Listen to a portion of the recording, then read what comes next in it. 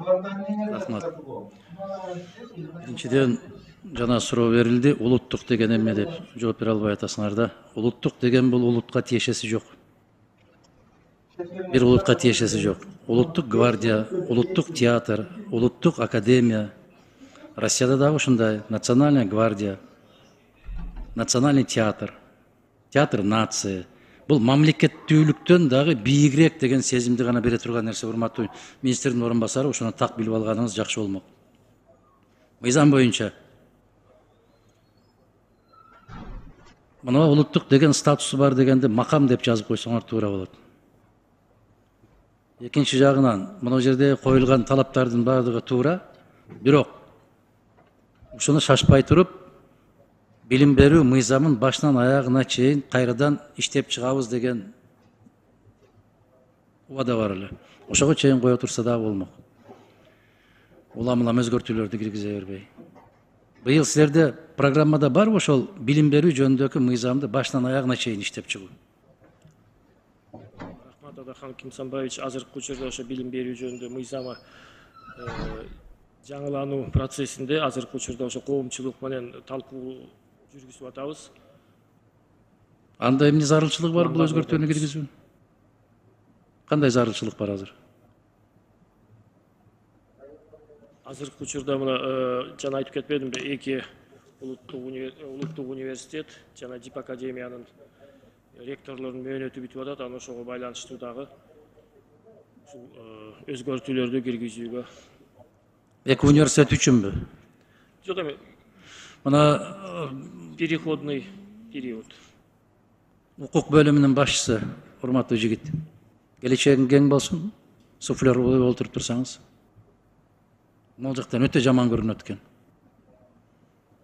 Абдан жаман көрүнөт.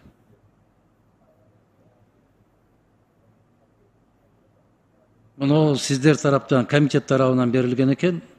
Бир эле окуу жайда эки жолу мөөнөт, туура. Башка окуу жайга которулса болот. Ушундайбы?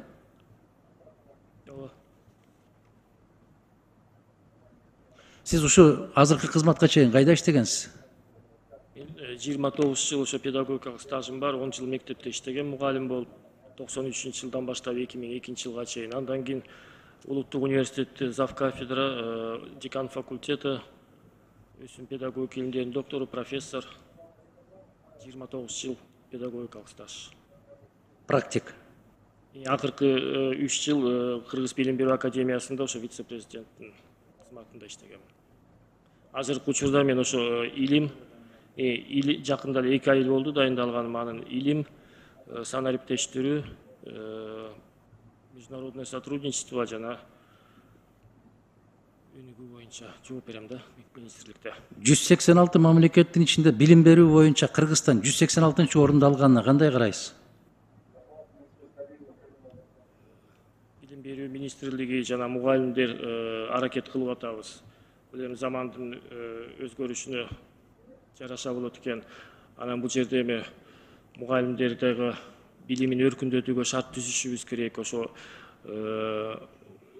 билимди өркүндөтүүгө жанагы мотивирующий образовательный шыктандыруучу окуу чөйрөсү деп атабыз. Ошону дагы өнүктүрүүгө жардам беришибиз керек. Ошондо билим сапаты оңолот. Анан мен мугалимдерге дагы так айтам. Мисалы окуучулар сынык столдо отурса билимди ойлойбу же тиги тап кетпейин деп ойлойбу. Ошондуктан баарыбыз биргелешип ошо билим берүү системасына көмөктөшүшүбүз керек деп ойлойм. Кантип? Каражаттар өткөндө мына депутаттык комиссия менен Арабан районуна барып келдик, Ноокат районуна барып келдик. Ал жерде эми мектептердин абалы чындыгында айтсак ошо өсүмү ыйлагыдай болду. Ошо мугалимдер коридордо отуруп сабакка даярданып атышыптыр, класстар көгөрүп кетиптир. Бул эми министрлик тарабынан строительствого, Госстройго жана Минфинге маалыматтар жөнөтүлүптүр. Анан ошо биздин депутаттарга да айттым, негизгиси ошо баарыбыз биргелешип ошол жактарын көмөктөшсөңүздөр жакшы болот деп. А так биз билим берүү системасы үчүн күйүп атабыз. Ошончо жылдан бери иштеп, бизнеске да кетип калган жокпуз. Билим берүүнүн артынан жакшырталы деп аракет кылып атабыз. Райондогу жайгашкан орто мектептерге, орто мектепке чейинки окуу жайларда ошол ыйгарым укуктуу өкүлдөр дайындайт, директорлорду деп атасыңар да. ушул жерге бир баса белгилеп койсо болобу, мугалимдерди саясий иш чараларга тартууга тыюу салынат деп.